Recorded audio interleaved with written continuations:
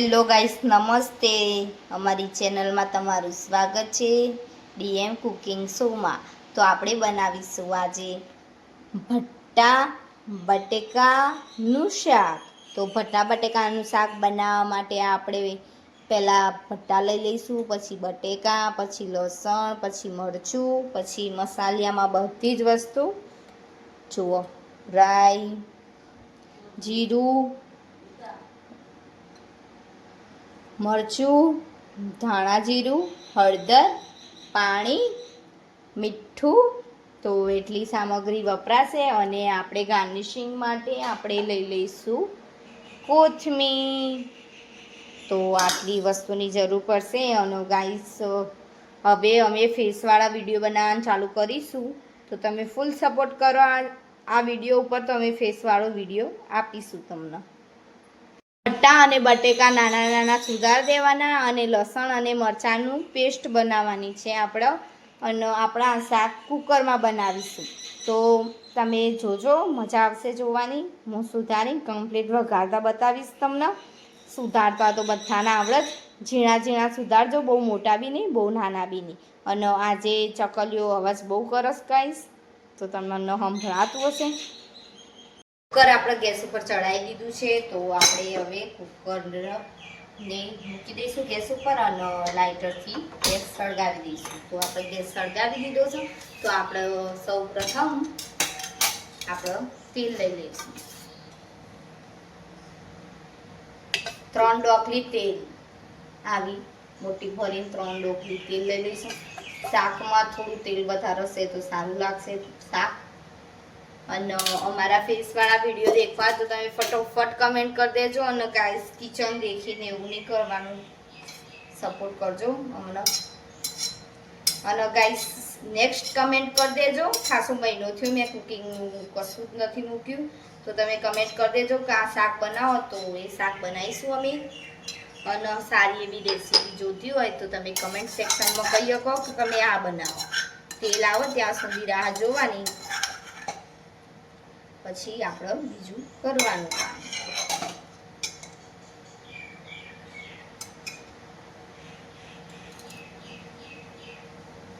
આપણે લસણ અને મરચાંની પેસ્ટ કરી દીધી છે. એક જ મરચું છે, 3-4 કળી લસણની છે, બહુ નહીં નાખીશું આપણે. તો તેલ આવે એની રાહ જુઓ. અને આ કુકરમાં એવું હોય કે ફ્લેમ થોડી ધીમી રાખવાની ગેસની, પણ આપણે તેલ આવે ત્યાં સુધી હાઈ રાખીશું, પછી ધીમી કરી દઈશું શાક ચડતાને. પહેલાં થોડી રહી નાખીને ચેક કરવાનું કે તેલ આવ્યું કે નહીં. તમે જોઈ શકો છો, આ રીતના ચેક કરી લેવાનું. સૌ પ્રથમ નાખીશું રાઈ. તો તમે દેખી શકો છો તેલ આવી ગયું છે આપણું. તો રહી નાખો, અને રહી ચટાકા મારો પછી આપણે ગેસ ધીમો કરી દેવાનો. અને ગેસ ધીમો કર્યા પછી આપણે નાખવાનું છે જીરું, જે કે આખું જીરું હોય એ, આવી રીતે. તો તમે દેખી શકો. તો આપણે થોડું જીરું નાખી દઈશું. અને પછી જીરું નાખ્યા પછી આપણે છે ને થોડું લસણ અને મરચાં નાખી. પછી આપણે જે શાક સુધાર્યું એ એડ કરી દઈશું.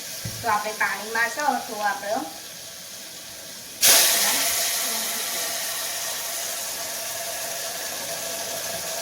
થોડું થોડું કરીને એડ કરીશું. એક વચ્ચે વચ્ચે બટાકા પીસો, એક બટાકું ભીનું નાખ્યું છે. વધારે નાખવાની ઈચ્છા હોય તો નાખી શકો તમે. થોડું શાક એડ કરવાનું, થોડું રહે પછી આપણે થોડા મસાલા કરી દેવાના. તો આપણે સૌ પ્રથમ નાખીશું હળદર, જે કલર પકડશે. પછી આપણે નાખીશું 1 ચમચી મરચું, અને ધાણા જીરું જેને વધારે ભાવતું હોય એ વધારે નાખી શકો છો. તો અમે 2 ચમચી એડ કરીશું. અને થોડું મીઠું. અને આપણે લસણ અને મરચાં છે ને તાને આપણે સહેજ મીઠું નાખેલું છે, તો માપનું નાખીશું. પછી બીજું શાક એડ કરીશું, કારણ કે મસાલો ચડવો જોવો જરૂરી છે.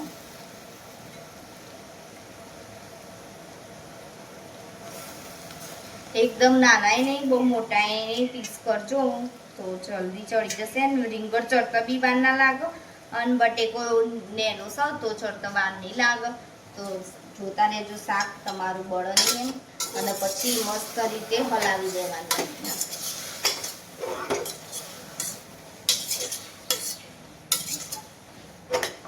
દેખી શકો છો લજીજ શાક દેખાય.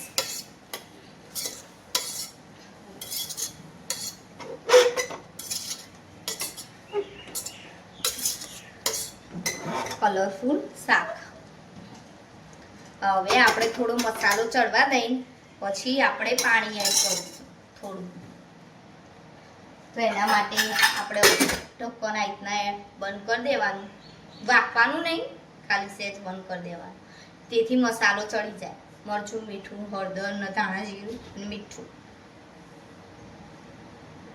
આપણે એ સમયે આપણે ચપટી ખાંડ નાખીશું. તમને ભાવતી હોય તો તમે નાખી શકો. શાક સેજ ગળ્યું ગમતું હોય તો, અને ના ગમતું હોય તો તમે એડ ના કરી શકો. અને બીજા લોકોને શેર કરજો અમારી રેસીપી. અને આ માપનું એક પવાલું પાણી એડ કરીશું આપણે. તમે દેખી શકો અંદર જે ખાંડ્યું હતું એમાં જ મેં પાણી એડ કરી દીધું હતું.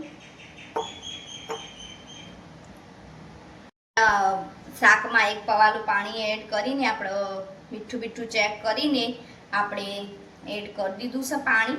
અને એક જ પવાલું છે ગાઈસ, બીજું પવાલું એડ કર્યું નથી. ખાલી મીઠું ચેક કર્યું ઓછું હતું તે એડ કરી દીધું છે આપણે. હવે કુકરનું ઢાંકણ બંધ કરી અને 2 વિસલ વગાડવાની. અને 2 વિસલ ના વગાડવી હોય તો એક જ વિસલ વગાડજો. શાક ચડી જશે કમ્પ્લીટ તમારો જેવું કુકર. ઓકે, તો હવે કુકરને વાકી દઈશું.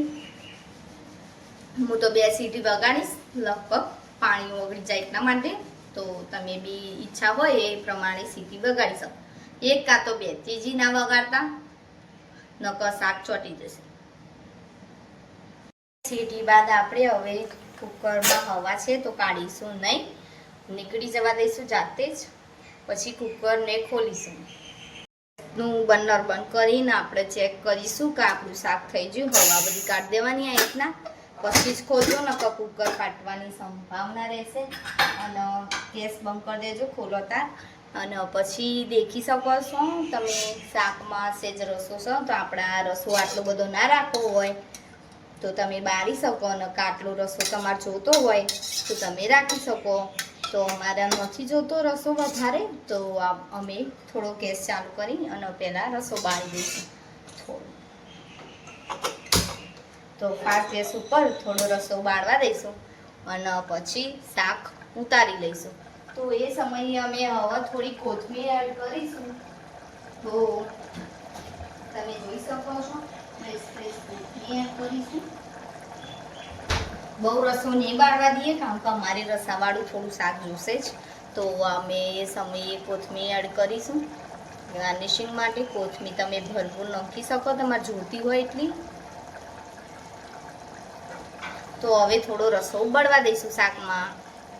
શાક રેડી થઈ ગયું છે તો તેલ આ રીતના ફૂટવા માંડ્યો એટલે આપણે બંધ કરી દેવાનું. અને આટલો રસો બરોબર છે અમારો. તમારે રસાવાળું જોઈતું હોય તો તમે પાણી એડ કરી શકો.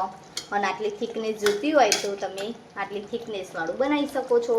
તો અમારી ચેનલ તમને ગમી હોય અને અમારી રેસીપી તમને પસંદ આવી હોય તો લાઈક કરી દેજો, શેર કરી દેજો, સબસ્ક્રાઈબ કરી દેજો અમારી યુટ્યુબ ચેનલ DM કુકિંગ શોને. અને અમારું ફેસ દેખવું હોય તો તમે કમેન્ટ કરીને કહી શકો. અને બીજા સારા એવા રેસીપીના વિડીયો જોતા હોય તો કમેન્ટ કરીને કહી શકો. ઓકે, મળીએ નેક્સ્ટ વિડીયો. આના સાથે રોટલી બી બનાવી શકાય અને પૂરી બી બનાવી શકાય. તો તમે જે મનપસંદ આવે એ બનાવીને ખાઈ શકો છો. આવજો, જય શ્રી કૃષ્ણ. મળીએ નવી રેસીપી. મારી રોટલી